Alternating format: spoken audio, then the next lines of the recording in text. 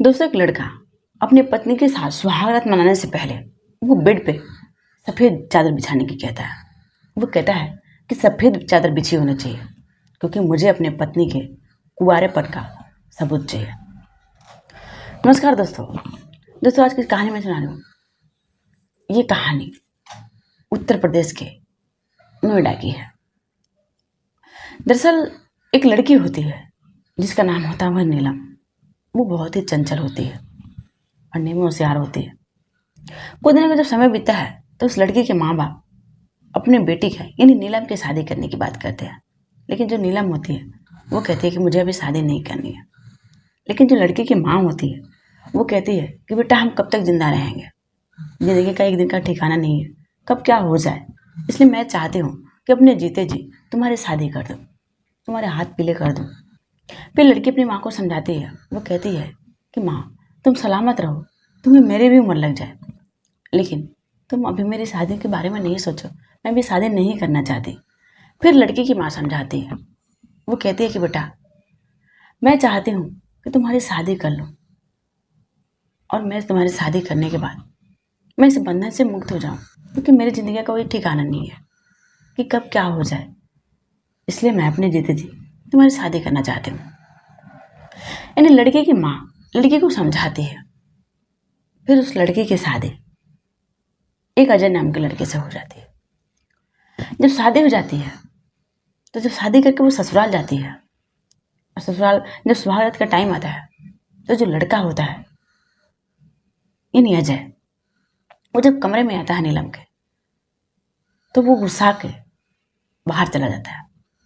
और जब बाहर जाता है तो अपने भाभी से कहता है कि बेड पे आप सफ़ेद चादर बिछवाइए, जो चादर बिछी है मुझे वो पसंद नहीं है। आप सफ़ेद चादर बिछाइए क्योंकि मुझे अपने पत्नी के कुंवारेपन का सबूत चाहिए। फिर उसकी जो भाभी होती है वो आती है, उस बेडशीट को हटाती है और एक सफ़ेद बेडशीट बिछाती है, यानी चादर बिछाती है। फिर लड़का कमरे में आता है और कमरे में जब आता है तो सुबह होता है तो जो लड़की होती है वो अपने आप को हॉस्पिटल में पाती है। अब वो अपने भाभी से पूछती है। उस वक्त उसकी भाभी उसके पास होती है, यानी उसकी जेठानी, यानी अजय की भाभी और नीलम की जेठानी। उससे वो पूछती है नीलम कि मैं यहाँ कैसे, क्या हुआ। तो वो फिर शांत कराती है। शांत करा करके बोलती कि तुम ज़्यादा चिंता नहीं करो, किसी चीज़ के बारे में ज़्यादा पूछा नहीं करो कि क्या है कैसे है। डॉक्टर तुम्हें इन सब चीज़ों से दूर रखने के लिए बोले हैं, इसलिए तुम ऐसी बातें मत किया करो, ठीक हो जाएगा जो भी कुछ है। फिर वो लड़की घर आती है।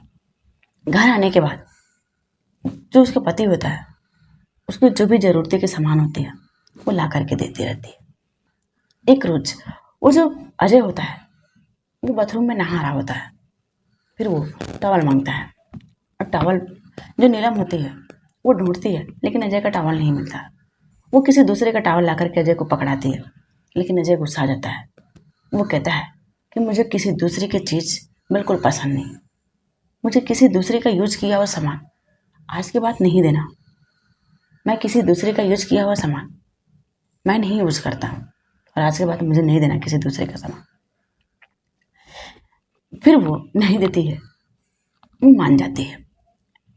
एक बार नहीं, दो बार नहीं, कई बार ऐसे होता है जब उसका सामान नहीं मिलता अजय का तो वो किसी और का सामान दे करके वो काम चलाना चाहती है। लेकिन जो अजय होता है वो बार बार यही कहता है कि मुझे किसी दूसरे का सामान यूज करना अच्छा नहीं लगता। इन जो सामान पहले यूज जो हो चुका है मैं उसे यूज नहीं करता। नहीं, अपने पति को वो डांटता है नीलम को कि तुम समझती क्यों नहीं, मैं तुम्हें एक बार नहीं बल्कि कई बार बता चुका, फिर भी तुम उस बात को इग्नोर करते जा रही हो। फिर जो नीलम होती है उसे भी धीरे धीरे ये चीज़ विश्वास हो चुका था कि जो मेरा पति है वो किसी दूसरे का यूज किया हुआ सामान यूज नहीं करता है, इसलिए वो किसी दूसरे का सामान देना बंद कर देती है, यानी दूसरे का यूज किया हुआ सामान। फिर वो यानी नीलम किसी दूसरे का यूज किया हुआ सामान अपने पति ने अजय को नहीं देती है। फिर कुछ दिनों बाद एक उसका दोस्त यानी अजय का दोस्त अजय से मिलने आता है, जिसका नाम होता है रौनक। फिर अजय अपनी पत्नी यानी नीलम से मिलवाता है। वो बोलता है कि ये मेरा दोस्त है जिसका नाम है रौनक। वो घूंघट में रहती है रौनक के सामने और रौनक को पानी देती है। फिर वो कमरे में चली जाती है। रौनक भी अपने घर चला जाता है। इसके बाद जो रौनक होता है उसके बारे में उसकी पत्नी पूछने लगती है अजय से कि आपका दोस्त कहाँ का रहने वाला है, यहाँ कैसे, आपकी दोस्ती कैसे हुई। तो जो अजय होता है वो कहता है कि हम दोनों साथ में पढ़े हैं, इसलिए साथ की दोस्ती है। और इसको जब पता चला है कि हमारी शादी हो गई है, ये शादी के वक्त तो नहीं आया था, लेकिन अब ये मुझसे मिलने आया है। अब जो उसका पति होता है वो कहता है कि क्या हुआ, तुम रौनक के बारे में इतना क्यों पूछ रही हो, क्या हुआ। तो वो कहती है कि कुछ नहीं, बस मैं ऐसे ही पूछ रही थी। फिर कुछ दिनों का जब टाइम बीतता है, फिर जो रौनक होता है फिर अजय के घर पे आता है। इस वक्त जब आता है तो वो जो नीलम होती है उसको देख लेता है। और जब देख लेता है तो उसे भी यकीन नहीं होता है कि क्या जो चीज़ देख रहा है यानी नीलम को देख रहा वो सच में नीलम ही है। जब नीलम को देखता है उसी वक्त जो नीलम होती है उसकी भी नजरें रौनक पे जा टिकती है और दोनों एक दूसरे को एकटक निहारने लगते हैं। जब इन दोनों एक दूसरे को निहार रहे थे, इसी बीच जो अजय होता है उसकी भी नजरें इन दोनों के नजरे पर पड़ जाती है कि दोनों इस कदर से क्यों देख रहे हैं एक दूसरे को।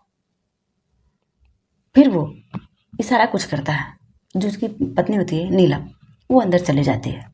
फिर उसका दोस्त होता है, कुछ चाय नाश्ता होता है, वो घर चला जाता है। फिर अजय अपनी पत्नी ने नीलम से पूछता है कि क्या हुआ, तुम रौनक को इस तरह से क्यों देख रही थी।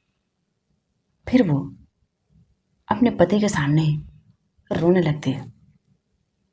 वो कहती है कि दरअसल वो जो लड़का है वो कोई और नहीं बल्कि मेरा एक्स बॉयफ्रेंड है। मैं इस लड़के से प्यार करती थी, लेकिन मैं इस लड़के से शादी करने के लिए 4 साल तक इंतजार किए, लेकिन ये लड़का मुझे इन 4 सालों में कभी ना फ़ोन किया ना मुझसे मिलने की कोशिश की, इसलिए मुझे लगा कि अपनी शादी कर चुका है। फिर जो अजय होता है वो रौनक को अपने घर पे बुलाता है और रौनक से पूछने लगता है नीलम के बारे में। तो वो बताता है कि दरअसल वो चला गया था बैंकॉक, और जब बैंकॉक चला गया था किसी काम के सिलसिले में, तो वहाँ उसकी तबीयत खराब हो गई थी। और इस तरह से तबीयत खराब हो गई थी कि वो कई महीनों अस्पताल में ही एडमिट रहा। इसलिए वो अपनी प्रेम का यानी नीलम का वो हालचाल नहीं ले पाया। उसके जो मोबाइल थे वो भी मोबाइल किसी और के हाथ में रहने लगा, यानी उसकी ऐसी तबीयत हो गई थी कि वो मोबाइल तक नहीं पकड़ पा रहा था। और धीरे धीरे जब वो ठीक हुआ और अब नीलम का नंबर लगाने लगा तो वो नंबर भी बंद आने लगा, यानी कोई कांटेक्ट नंबर नहीं था जिससे वो नीलम से कांटेक्ट कर सके। जो रौनक होता है वो रौनक जब वहाँ उसका वीज़ा कंप्लीट होता है, इसके बाद वो 4 सालों बाद जब आता है, उस वक्त जो नीलम होती है उसकी शादी हो गई रहती है। और नीलम को लगता है कि जो रौनक है वो शादी कर लिया है, इसलिए अब मुझसे कोई मतलब नहीं रखा। ये दोनों सारी कहानी अजय को बताते हैं। फिर अजय जो नीलम होती है उसको कमरे में लेकर के जाता है और कहता है कि क्या इसी वजह से सुहागरात के टाइम जो सफ़ेद चादर में बिछाया था, उस सफ़ेद चादर पे कोई भी कुंवारेपन का निशान नहीं मिला, क्या यही बात है। वो रोने लगती है। फिर जो लड़के होते हैं नीलम, वो अपना पढ़ के नीचे कर लेती है। अब जो अजय होता है वो रौनक को कमरे में बुलाता है और कहता है कि तुम नीलम को सिंदूर पहनाओ या तुम यहीं शादी कर लो। तो रौनक कहता है कि नहीं, मैं प्यार भले ही करता था, लेकिन आज ये तुम्हारी बीवी है, ये तुम्हारी बीवी हो चुकी है, अभी मेरी कुछ भी नहीं है। वो कहता है कि नहीं, ये मेरी बीवी भले ही है, लेकिन इसका दिल और दिमाग सिर्फ तुम्हारे पे ही है, और इसलिए एक दोस्त के नाते मैं तुम्हारी खुशियों में आग नहीं लगा सकता। मैं शादी किया हूं तो क्या हुआ, लेकिन ये तुमसे ही प्यार करती है, इसलिए तुम दोनों की भलाई और मेरी भी भलाई है मेरी भी खुशी इसी में कि तुम इससे शादी कर। ये नहीं है जय इन दोनों की शादी करा देता है और अपनी दोस्ती का फर्ज निभाता है। दोस्तों, हमारी कहानी कैसे लगी आप लोग कमेंट बॉक्स में जरूर लिख करके बताइएगा। जय हिंद, जय भारत।